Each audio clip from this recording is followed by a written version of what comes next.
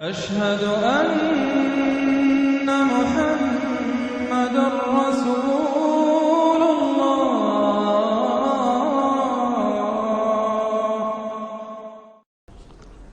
اعوذ باللہ من الشیطان الرجیم بسم اللہ الرحمن الرحیم یا ایہا النبی اذا طلقتم النساء فطلقوهن لعدتهن واحصوا العدة واتقوا اللہ ربکم لا تخرجوهن من بیوتهن ولا یخرجن الا ان یاتین بفاحشة مبینہ وتلک حدود اللہ ومن یتعد حدود اللہ فقد ظلم نفسہ لا تدری لعل اللہ یحدث بعد ذلك امرا صدق اللہ العظیم۔ میں نے کسی موقع پر یہ عرض کیا تھا کہ قرآن مجید میں یہ مکی اور مدنی صورتوں کا جو مزاج ہے، اس میں جو ایک فرق ہے، اس کی تاثیرات میں جو فرق ہے، واقعہ یہ ہے کہ وہ اس دورہ قرآن ہی میں سمجھ میں آتی ہے، ورنہ آدمی جب پڑھتا ہے تھوڑا تھوڑا کرتا ہوا پڑھتا ہے تو وہ ساری چیزیں اس تیزی کے ساتھ، اس سیکوینس کے ساتھ سامنے نہیں آتی۔ بہرحال مکی قرآن کی اپنی ایک شان ہے، مدنی صورتوں کا اپنا ایک رنگ ہے۔ اس کو میں نے تعبیر کیا تھا کہ دو جنتیں ہیں قرآن میں، جنتان، ایک مکی جنت ہے، ایک مدنی جنت ہے، تو ہم مدنی جنت کی سیر کر رہے ہیں۔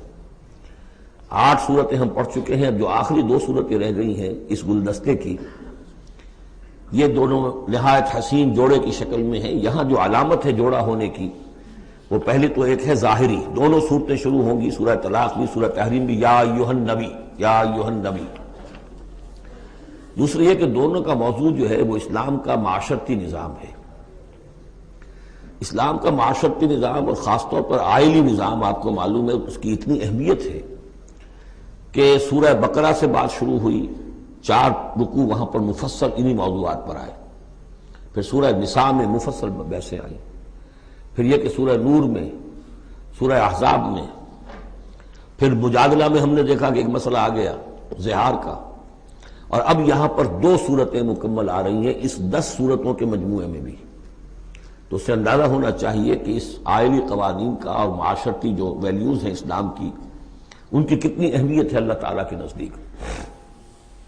ان میں جو 2 جوڑے کے جو یہ 2 فرد ہیں، تو گھریلو زندگی میں 2 امکانی صورتیں پیدا ہوتی ہیں۔ ایک تو معتدل تو یہ ہے کہ جو اللہ کے حقوق ہیں ان کو فائق رکھا جائے، اس کے نیچے جو اللہ نے حق شوہر پر بیوی کا رکھا ہے وہ بیوی ادا کرے، جو بیوی پر شوہر کا حق ہے، جو فرض ہے وہ شوہر جو ادا کرے۔ تو یہ فرائض اور حقوق کا ایک توازن ہے جو اللہ تعالیٰ نے قائم کیا ہے۔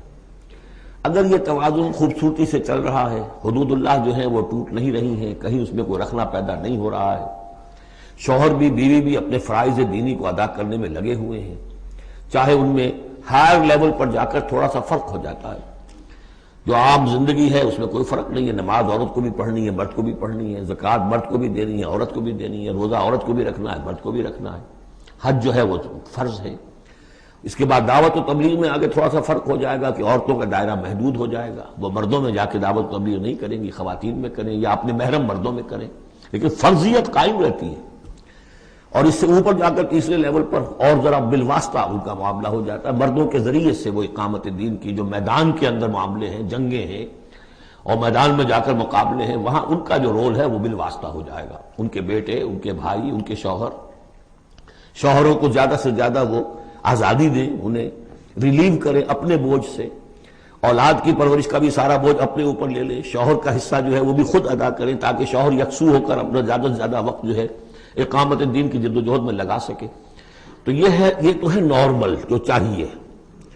اب اب نارملٹی یا ادھر ہوگی یا ادھر ہوگی، ایک طرف کو ہوئی، فرض کیجئے لیفٹ کی طرف ہو گئی، اس کی معنی کیا ہے کہ مزاج نہیں مل رہا، ہر وقت کی چک چک ہے، خام خواہ جو ہے گھر جو ہے اس کے اندر اختلاف ہی اختلاف ہے، ہر وقت کی لڑائی چل رہی ہے، تو اس سے بہتر ہے طلاق ہو جائے۔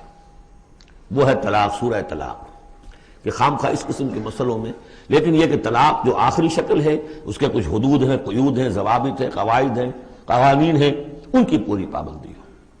جیسا کہ سورہ نساء میں ہم دیکھ چکے ہیں کہ اگر وہ علیحدہ ہو جائیں تو اللہ دونوں کو غنی کر دے گا، اس کو بھی اور اس کو بھی، اس کے لیے بھی کوئی بہتر شوہر کے لیے بہتر کوئی بیوی عطا کر دے گا اور اس بیوی کو کوئی شوہر بہتر عطا کر دے گا۔ ایک دوسری انتہا یہ ہوتی ہے کہ شوہر اپنی بیویوں کی اتنی دلجوئی کرے، اتنی ان کی جو ہے پیمپرنگ جس کو کہتے ہیں کرے کہ اس میں حدود اللہ بھی ختم ہو جائے، شریعت کے تقاضے بھی ختم ہو جائیں، شریعت کے احکام بھی کہیں جو ہیں پامال ہو جائیں۔ سب سے بڑھ کر یہ کہ جو اپنے فرائض ہیں دعوت و اقامت دین کی جدوجہد کو ان کو ادا نہ کر سکے تو اہل و عیال کا اتنا لحاظ، یہ غلط ہے۔ تو دو انتہاؤں کو یہاں پر لیا گیا ہے۔ پہلی انتہا میں بھی بات کی گئی حضور سے، دوسری میں بھی، اگرچہ پہلے کا سوال حضور کے لیے ہے ہی نہیں، حضور نے نہ کوئی طلاق دی نہ آپ کو طلاق دینے کی اجازت تھی، اس لیے کہ آپ کی ازواج مطہرات جو ہیں وہ تو امت کے لیے ماؤں کی حیثیت سے ہیں، اور سورہ احزاب میں ہم پڑھ چکے ہیں کہ وہ کسی اور سے بعد میں نکاح نہیں کر سکتی تھی، تو طلاق دینے کا سوال نہیں، اسی لیے آپ کو 4 کی جو وہ حد ہے، لمٹ ہے، اس سے بھی آگے بڑھ کر مزید نکاح کرنے کی اجازت دی گئی تھی۔ بہرحال یہ رب دیکھ لیجئے گا۔ اب آکے ہم چلتے ہیں، وقت کی کمی کے پیش نظر زیادہ تمہید میں وقت نہیں لینا چاہتا۔ ان صورتوں پر میرے پاس مفصل دروس موجود ہیں، وہ آپ دیکھ سکتے ہیں۔ یا ایھا النبی اذا طلقتم النساء فطلقوہن لعدتہن، اے نبی جب آپ لوگ نکاح اور اپنی عورتوں کو طلاق دیں۔ اب دیکھیے یا ایھا النبی واحد، طلقتم النساء فوراً جمع کا صیغہ، اس لیے کہ حضور سے تو متعلق ہی نہیں ہے۔ حضور کو تو مسلمانوں کے نمائندے کی حیثیت سے اور معلم کی حیثیت سے اور ہادی کی حیثیت سے خطاب کیا گیا، اصل میں مسلمانوں سے ہے کہ جب تم طلاق دو اپنی بیویوں کو فطلقوہن لعدتہن، تو ان کی عدت کے حساب سے طلاق دو۔ عدت جو ہے وہ ایک تو یہ کہ طہر میں طلاق دی جائے، حیض کی حالت میں نہ ہو، اور پھر یہ ہے کہ اگر دینی ہی ہے تو پھر اس کے بعد بھی جو طلاق دی جائے وہ بھی پھر طہر کی حالت میں دی جائے۔ اس طریقے سے جو بھی قوانین ہیں، وَأَحْصُوا الْعِدَّةَ، عدت کا پورا لحاظ رکھو۔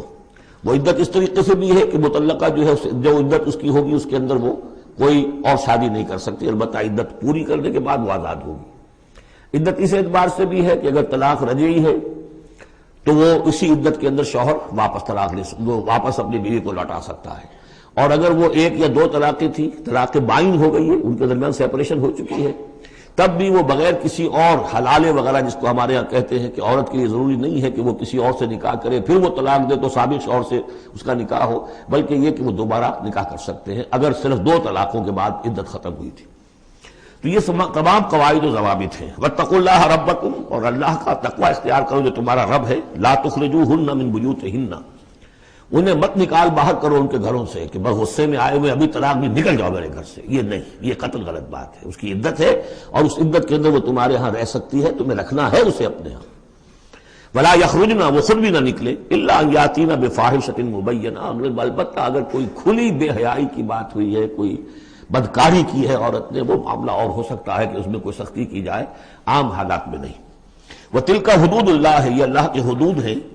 ومن یتعد حدود اللہ، اور جو اللہ کی حدود سے تجاوز کرے گا، فقد ظلم نفسہ، تو اس نے تو اپنے اوپر بڑا ظلم کیا۔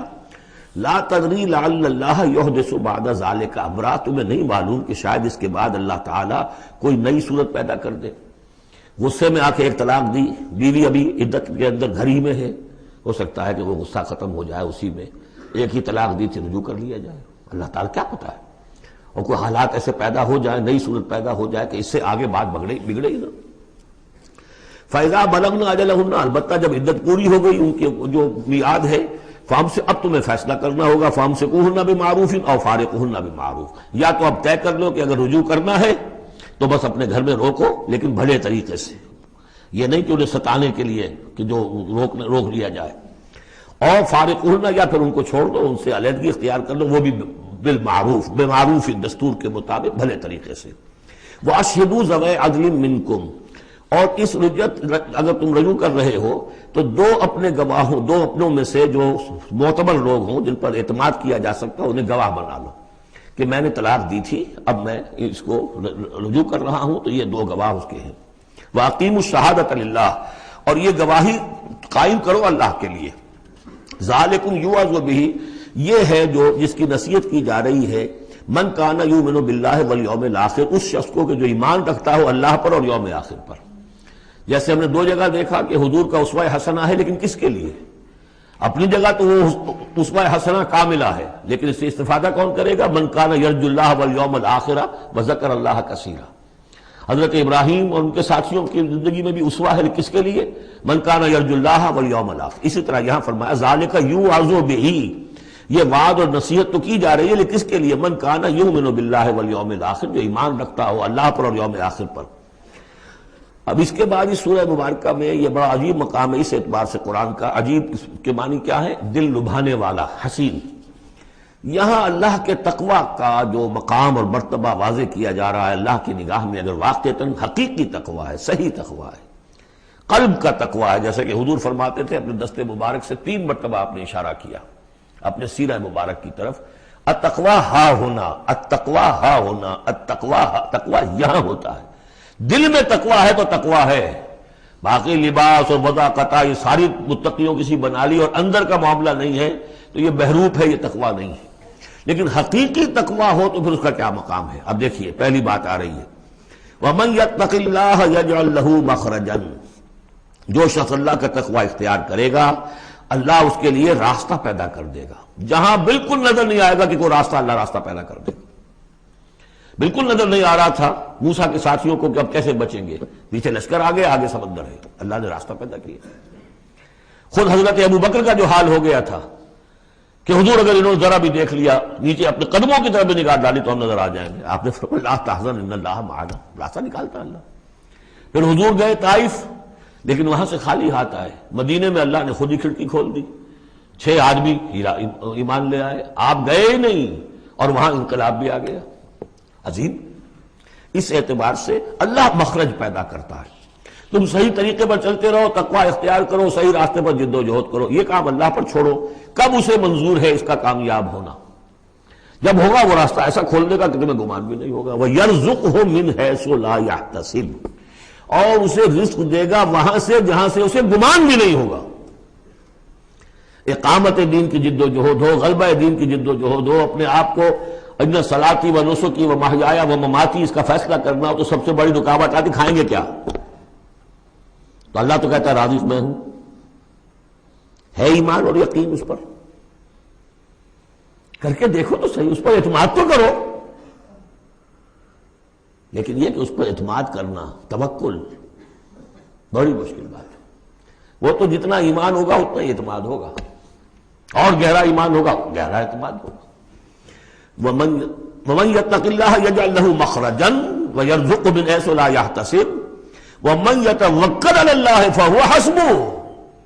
یہ تو ابھی تقوی والے کی بات ہے کہ وہ وہاں سے رزق دے گا جہاں سے اسے ملے گا بھی نہیں، اور جس نے اللہ پر توکل کر لیا تو وہ اس کے لیے بہت کافی ہو جائے گا۔ توکل کر کے تو دیکھو، حسبہ، وہ اس کے لیے کافی ہے۔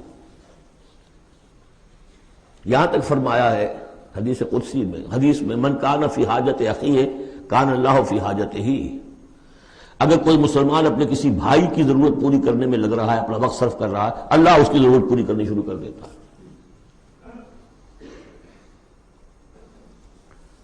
فکر ماں در کار ماں آزار ماں، کار ساز ماں بے فکر کار ماں، یہ فارسی شاعری کے اندر یہ دینی حقائق ہیں۔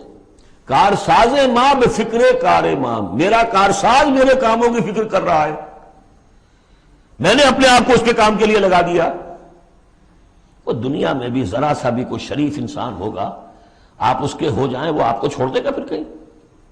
شرافت ہو، مروت ہو اس میں، آپ اللہ کے بن کر تو دیکھیے، پھر وہ کارساز ہے۔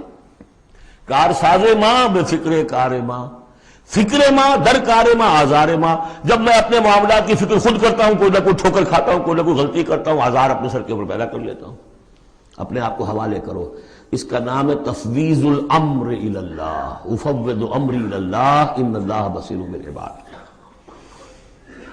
ان اللہ بالغ امرہ، اللہ تعالیٰ تو اپنا معاملہ تو پورا کر کے ہی رہتا ہے، وہ تو دین کو غالب کرنا ہے، کرنا ہی ہے۔ کون اس کے اندر نفع کما گیا، کون محروم رہ گیا، یہ ان کی قسمت ہے۔ ابو بکر اور عمر اور عثمان اور علی اور عبد الرحمن ابن عوف یہ اپنی بازی جیت گئے، ابو جہل ابو لہب محروم رہ گئے، یہ تو اب ان کا معاملہ ہے، اللہ تو اپنی بات پوری کرا دے گا۔ اور اس دنیا کے ختم ہونے سے پہلے پہلے پورے کل ارضی پر اللہ کا دین غالب ہوگا، یہ ہونا ہے۔ دیکھنا یہ ہے کہ تم اس بہتی گنگا میں کو ہاتھ دھونے کو تیار ہو یا نہیں، یا تم محرومین کی فہرست میں اپنے آپ کو لانا چاہتے ہو۔ بس اپنا تن من دھن لگا دو اس کے اندر، تمہاری ہڈیوں کا چورا ہو کر بھی اس نئی تعمیر کی بنیادوں میں اگر لگ جائے تو بہت بڑی کامیابی ہے۔ قد جعل اللہ لکل شیء قدرا، بہت عمدہ مقام ہے، اللہ نے ہر چیز کے لیے ایک اندازہ مقرر کیا ہوا ہے، کب اللہ کی مدد آئے گی یہ بھی اس نے طے کیا ہوتا ہے۔ You have to qualify, pre qualification conditions ہیں، تب مدد آئے گی، یوں نہیں آتی مدد۔ اپنا سب کچھ لگا دو پھر کہو کہ اللہ میری 15 برس کی کمائی کل میدان میں نے وجود ڈالی ہوئی ہے، 15 برس کی کمائی، دن کی اور رات کی کوششیں ہیں میری، صبح اور شام کی کوششیں ہیں میری، 15 برس وہ میدان میں نے لا کے ڈال دی ہے۔ تب پکارو اللہ کو۔ اپنا مال بچا کے رکھنا ہے، اپنی مستقبل کو بھی بچانا ہے، اپنی اولاد کو بھی بچانا ہے، اور اللہ کا دین غالب ہو جائے۔ کہیں نام لکھا کے کسی جماعت میں شامل ہو کر بڑا تیر مار دیا، گویا کہ اللہ تعالیٰ تو جانتا ہی نہیں کتنی کنٹریبیوشن ہے، کتنا ایثار ہے، کتنی قربانی ہے، کتنا وقت ہے، کتنی محنت ہے، اللہ جانتا ہے۔ باقی اس نے ہر چیز کا ایک اندازہ مقرر کیا ہوا ہے۔ اب اس کے بعد پھر آ رہا ہے وہی طلاق کا معاملہ، واللائی یئسن من المحیض من نسائکم، اور تمہارے ہاں کی وہ خواتین کے جن کا حیض کا سلسلہ بند ہو چکا ہو، مایوس ہو چکی ہو حیض سے، ان ارتبتم فعدتہن ثلاثۃ اشہر، اگر اس میں کوئی شک بھی ہو تو پھر 3 مہینے عدت ہو جائیں گے۔ اب حیض تو آ نہیں رہا کہ 3 ہے طہر اور 3 حیض کا کوئی حساب کیا جائے۔ واللائی لم یحضن، اور وہ ابھی بچپن میں نکاح ہو گیا کیونکہ ہو جاتا تھا، اور ابھی بچی کو جو ہے وہ ابھی ایام شروع ہی نہیں ہوئے ہیں، تو اب ان کی عدت کیسے ہوگی اگر ان کو طلاق دے دی گئی؟ تو ان کے لیے بھی یہ کہ 3 مہینے۔ وَأُولَاتُ الْأَحْمَالِ أَجَلُهُنَّ أَن يَضَعْنَ حَمْلَهُنَّ، اور جو حاملہ ہو ان کی پھر عدت یہ ہے کہ وہ وضع حمل ہو جائے، بچے کی پیدائش ہو جائے، اس کے بعد وہ ان کی جو ہے عدت ختم ہوگی۔ یہ بھی ہو سکتا ہے کہ پورے 8 مہینے لگ جائیں، 9 مہینے لگ جائیں، 4 مہینے ہو، 6 ہو، واللہ اعلم۔ وَمَن يَتَّقِ اللَّهَ، پھر دیکھیے تقویٰ، وَمَن يَتَّقِ اللَّهَ يَجْعَل لَّهُ مِنْ أَمْرِهِ يُسْرًا، جو اللہ کا تقویٰ اختیار کرتا ہے اللہ اس کے کاموں میں آسانی پیدا کر دیتا ہے۔ فَسَنُيَسِّرُهُ لِلْيُسْرَىٰ، ذالک امر اللہ انزلہ الیکم، یہ اللہ کا حکم ہے جو اس نے نازل کر دیا ہے تمہاری طرف، اللہ یہ ذمہ داری لے رہا ہے اپنے اوپر۔ ومن یتق اللہ یکفر عنہ سیئاتہ، اور جو اللہ کا تقوی اختیار کرے گا اللہ تعالیٰ اس کی برائیوں کو، اب یہ آخرت کا معاملہ ہو رہا ہے، اس کی برائیوں کو، اس کے گناہوں کو اس کے نامہ اعمال سے دھو دے گا۔ ویعظم لہ اجرا، اور اس کے لیے بہت بڑا اجر اور ثواب ہے جو عطا کرے گا۔ اسکنوہن من حیث سکنتم من وجدکم، اب کسی عورت کو طلاق دی ہے، ایک طلاق دی ہے، عدت میں رکھنا ہے گھر میں، وہ پہلے آ چکا ہے، لیکن گھر میں ایسا نہ ہو کہ کہیں کسی ملازمہ کی کوٹڑی میں ڈال دو اس کو۔ اسکنوہن من حیث سکنتم، وہیں رکھو جہاں تم رہتے ہو، من وجدکم، جو بھی تمہاری جو مقدور ہے اس کے مطابق، اسی سٹیٹس کے ساتھ۔ ولا تضاروہن لتضیقوا علیہن، اور انہیں کوئی تکلیف نہ پہنچاؤ کہ ان پر تنگی کر دو کہ وہ خود ہی جلدی سے روانہ ہو جائیں، گھر چھوڑ کے نکلنے پہ مجبور ہو جائیں۔ وَإِن كُنَّ أُولَاتِ حَمْلٍ، اور اگر وہ حاملہ ہوں، فَأَنفِقُوا عَلَيْهِنَّ، تو اب ان کے اوپر خرچ کرو، ان کا دان نفقہ وہ تمہارے ذمے ہے۔ حَتَّى يَضَعْنَ حَمْلَهُنَّ، یہاں تک کہ پھر وہ وضع حمل سے فارغ ہو جائیں۔ فَإِنْ أَرْضَعْنَ لَكُمْ، پھر اگر وہ تمہارے لیے، تمہارے بچہ تو تمہارا ہے، اس کو اگر دودھ پلاتی ہیں، فَآتُوهُنَّ أُجُورَهُنَّ، تو انہیں ان کا اجر اور ان کا بدلہ عطا کرو۔ وَاعْتَمِرُوا بَيْنَكُمْ بِمَعْرُوفٍ، اور آپس میں مشورہ کر لیا کرو بڑے بھلے طریقے سے۔ اگر طلاق بھی ہو گئی کوئی بات نہیں، انسان تو ہے نا، انسانی سطح پر، اب شوہر بیوی نہیں رہے لیکن انسان تو ہے، انسانی سطح کے اوپر بات کر لی جائے۔ وَاعْتَمِرُوا بَيْنَكُمْ بِمَعْرُوفٍ وَإِن تَعَاثَرْتُمْ، اور اگر کہیں ایسی زدم زدہ ہو جائے کہ بیوی کہ میں تو دودھ نہیں پلاتی، یا کوئی اور مسئلہ ہو، فَسَتُرْضِعُ لَهُ أُخْرَىٰ، تو پھر کوئی اور عورت جو ہے اس کو دودھ پلائے۔ لِيُنْفِقْ ذُو سَعَةٍ مِّن سَعَتِهِ، اب اس تمام معاملے میں جو بھی شوہر ہے وہ خرچ کرے، جو وسعت والا ہے وہ اپنی وسعت کے مطابق خرچ کرے، جو اس کا بھی سطح اللہ نے اسے دی ہے اس کے مطابق۔ وَمَنْ قُدِرَ عَلَيْهِ، اور جس کے اوپر اللہ تعالیٰ نے رزق کی کوئی تنگی رکھی ہے، ناپ تول کر دے رہا ہے، کوئی فراوانی نہیں ہے، تو فَلْيُنْفِقْ مِمَّا آتَاهُ اللَّهُ، تو وہ خرچ کرے اس میں سے جو اللہ نے اس کو دیا ہے۔ لَا يُكَلِّفُ اللَّهُ نَفْسًا إِلَّا مَا آتَاهَا، اللہ تعالیٰ کسی جان کو ذمہ دار نہیں بنائے گا مگر اسی حد تک جو کچھ کہ اس نے اسے دے رکھا ہے۔ کشادگی دی ہے تو اپنی اس بیوی جو ہے مطلقہ اس کے اوپر تم رکھو، کشادگی رکھو، تنگی ہے تو ٹھیک ہے اس حساب سے دو، اللہ تو جانتا ہے۔ سَيَجْعَلُ اللَّهُ بَعْدَ عُسْرٍ يُسْرًا، یقیناً اللہ تعالیٰ جو ہے اس کے لیے سختی کے بعد آسانی بھی پیدا کر دے گا۔ وَكَأَيٍّ مِّن قَرْيَةٍ أَتَتْ عَنْ أَمْرِ رَبِّهَا، اور کتنی ہی بستیاں ایسی ہیں جنہوں نے اپنے رب کے حکم سے سرکشی کی، وَرُسُلِهِ، اور اپنے رسولوں سے سرتابی کی، ان کا کفر کیا، فَحَاسَبْنَاهَا حِسَابًا شَدِيدًا وَعَذَّبْنَاهَا عَذَابًا نُكْرًا، تو ہم نے پھر ان سے محاسبہ کیا، ان کا بہت شدید محاسبہ، اور ہم نے ان پر آفت ڈالی اور عذاب بھیجا ان پر بہت بڑا عذاب۔ فَذَاقَتْ وَبَالَ أَمْرِهَا، پھر ان بستیوں نے اپنے معاملے کی پوری سزا جو ہے بھگت لی۔ وَكَانَ عَاقِبَةُ أَمْرِهَا خُسْرًا، اور یقیناً جو ابھی عاقبت والا معاملہ آنے والا ہے، ان کے معاملے کا جو ابھی عاقبت ہے وہ تو پھر بڑے ہی ٹوٹے والا معاملہ ہے۔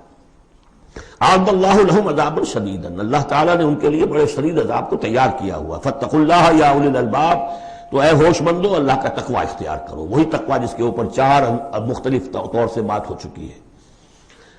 الذین آمنوا، اے وہ ہوش مندو جو ایمان بھی لے آئے ہو، اللہ کا تقوی اختیار کرو۔ قد انزل اللہ الیکم ذکرا، اللہ نے تمہاری طرف ذکر نازل کر دیا ہے۔ یہ آیت بڑی اہم ہے، ذکر کی آگے وضاحت آ رہی۔ ذکر سے مراد کیا ہے؟ رسولا یتلو علیکم آیات اللہ مبینات لیخرج الذین آمنوا وعملوا الصالحات من الظلمات الی النور، رسول کہ جو پڑھ رہا ہے آیات اللہ کی تم پر، تمہیں سنا رہا ہے، اور وہ آیات بینات ہیں تاکہ نکالے وہ تمہیں، ان لوگوں کو جو ایمان لائے اور جنہوں نے نیک عمل کیے، اندھیروں سے نور کی طرف۔ تو ذکرہ، قد انزلنا الیکم ذکرہ، اور ذکرہ کی وضاحت رسولا یتلو علیکم آیات اللہ مبینات، یہی بات پھر آگے جا کے سورہ بینہ میں آئے گی، ابھی صرف نوٹ کر لیجئے، پھر جا کر بات پوری واضح وہاں ہوگی۔ وَمَن يُؤْمِن بِاللَّهِ وَيَعْمَلْ صَالِحًا يُدْخِلْهُ جَنَّاتٍ تَجْرِي مِن تَحْتِهَا الْأَنْهَارُ خَالِدِينَ فِيهَا أَبَدًا، اور جو کوئی اللہ پر ایمان رکھتا ہے اور نیک عمل کرتا ہے، اور نیک عمل سے مراد ایمان کے جملہ تقاضے ہیں۔ اب نیک عمل جب مکے میں جب تک تھے حضور، نیک عمل کیا تھا؟ ابھی شراب بھی حرام نہیں ہے، جوا بھی حرام نہیں ہے، سود بھی حرام نہیں ہے، پہلے 10 برس نماز 5 گانا بھی نہیں ہے۔ اس وقت نیک عمل کا کیا مطلب ہے؟ اللہ پر ایمان اور اس کی دعوت، اور تکلیف آئے تو استقامت اور جھیلنا۔ نماز آئی تھی، رات کو کھڑے رہا کرو اللہ کے سامنے، اس وقت کا نیک عمل یہ تھا۔ اب جیسے جیسے آیا مدینے میں آ گئے، اب جہاد ہے، قتال ہے، انفاق ہے، مال خرچ کرو، اب روزہ بھی فرض کیا گیا، اب نماز 5 گانا بھی جو ہے 2 سال پہلے ہو چکی ہے، اب تمہارے اوپر زکوٰۃ بھی ایک نصاب کے حساب سے آ گئی ہے، عشر بھی آ گیا ہے، اب یہ ہے۔ تو جس وقت دین کا جو تقاضا ہے وہ پورا کرنا، جملہ تقاضے وہ عمل صالح ہے۔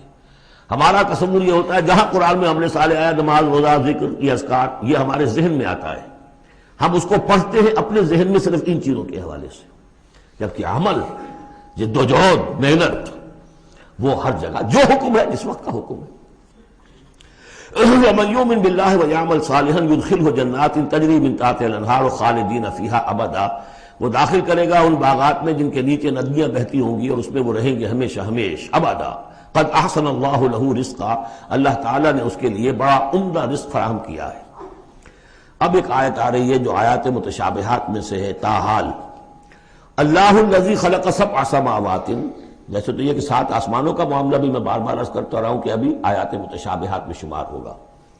وَمِنَ الْأَرْضِ مِثْلَهُنَّ، اللہ تعالیٰ نے 7 آسمان بنائے ہیں اور زمین میں سے بھی اتنی ہی، ویسی ہی، گویا کہ زمینیں بھی کوئی 7 زمینیں ہیں۔ اب اس پر یہ ہے کہ مختلف مفسرین نے اپنے اپنے اندازے، زمین کے 7 طبقات ہیں یا کچھ اور، لیکن بہرحال ابھی ہم نہیں سمجھ سکیں گے، کوئی 7 زمینیں بھی ہیں، کسی وقت آ کر یہ حقیقت منکشف ہو جائے گی۔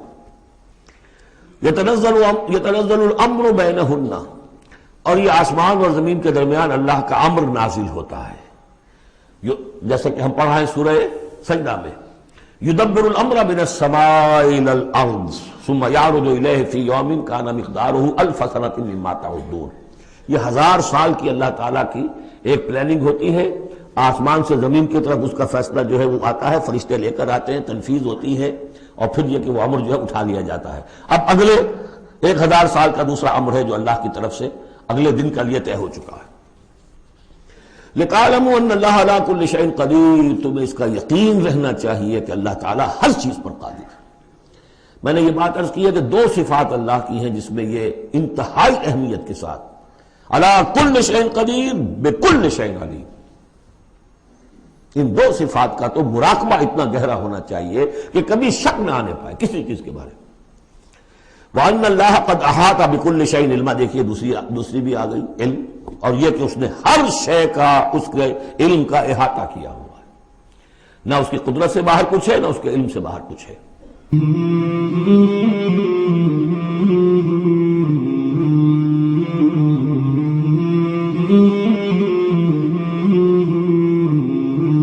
مولاي صل وسلم دائما أبدا على حبيبك خير الخلق كلهم، مولاي صل وسلم دائما